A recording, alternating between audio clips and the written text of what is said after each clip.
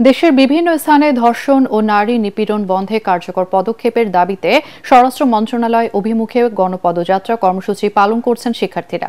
দুপুর 2:30টার দিকে কেন্দ্রীয় শহীদ মিনার থেকে গণপদযাত্রা শুরু হয়ে ঢাকা বিশ্ববিদ্যালয় টিএসসি ঘুরে স্বরাষ্ট্র মন্ত্রণালয়ের দিকে এগোয়। তবে 3টার দিকে শিক্ষা ভবনের সামনে তাদের আটকে দেয় আইনশৃঙ্খলা রক্ষাকারী বাহিনী। এর আগে শহীদ মিনার প্রাঙ্গণে সংক্ষিপ্ত সমাবেশ করেন তারা। দর্শক, এই মুহূর্তে সেখানে আছেন আমাদের সহকর্মী মাজহারুল হক মুহাজির। কথা বলছি তার সাথে। মুহাজির, শিক্ষার্থীদের পদযাত্রা এখন কোথায়, বিস্তারিত জানাবেন আমাদের।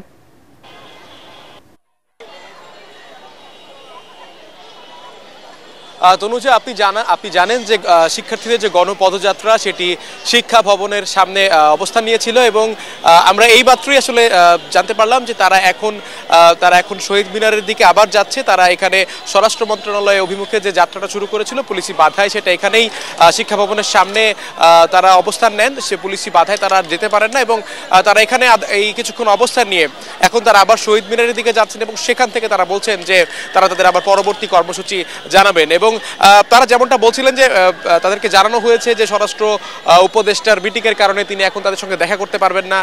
তাদেরকে জানানো হয়েছিল যে তাদের সঙ্গে পরবর্তীতে বসবেন। এমন একটা অবস্থায় তারা বলছেন যে উপদেষ্টার আসলে এখন পদত্যাগ করা ছাড়া কোনো কিছু নেই, তিনি ব্যর্থ এবং সেটার দায় তিনি এড়াতে পারেন না। সেই কারণে তারা তারা দাবি করছেন, জোর দাবি জানাচ্ছেন যে এই উপদেষ্টার পদত্যাগ করতে হবে।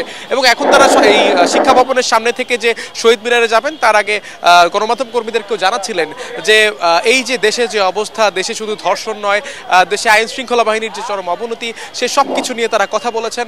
এবং তারা কিন্তু তাদের একটা 9 দফা দাবি তারা জানিয়েছেন যে তাদের সেই 9 দফার মধ্যে কিন্তু সবচেয়ে বেশি জোর দেওয়া হচ্ছে যে বিষয়টাকে স্বরাষ্ট্র উপদেষ্টার ব্যর্থতা এবং তার অবিলম্বে তার পদত্যাগ এবং সেই জায়গায় একজন যোগ্য কাউকে বসানো। দেশ যেভাবে এগোচ্ছে সেই জায়গা থেকে তারা বুঝতে পারছেন যে স্বরাষ্ট্র উপদেষ্টা সেখানে কিছুই করতে পারছেন। এবং একই সাথে আমরা কিন্তু এই ধর্ষণ এবং নিপীড়নের বিরুদ্ধে বাংলাদেশ ব্যানারে আয়োজিত এই গণপদযাত্রায় বৈষম্য বিরোধী আন্দোলনের সময় যারা ছিলেন তাদের সম্মুখ সারির অনেককেই দেখতে পেয়েছি এবং ডান বাম সবাই মিলেই মূলত আজকের এই গণপদযাত্রায় অংশ নিয়েছেন।